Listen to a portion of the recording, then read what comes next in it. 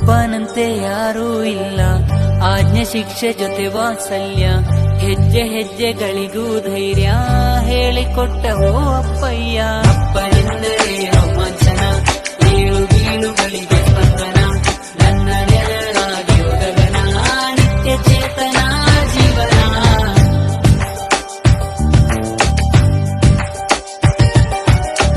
ಅಪ್ಪ ಎಂಬ ಅದ್ಭುತ ಜೀವ, ಪ್ರೀತಿ ದರ್ಪ ತುಂಬಿದ ಭಾವ, ಚಂದ ಬಾಳಿಗೆ ಅಡಿಪಾಯ ಹಾಕಿಕೊಟ್ಟವ.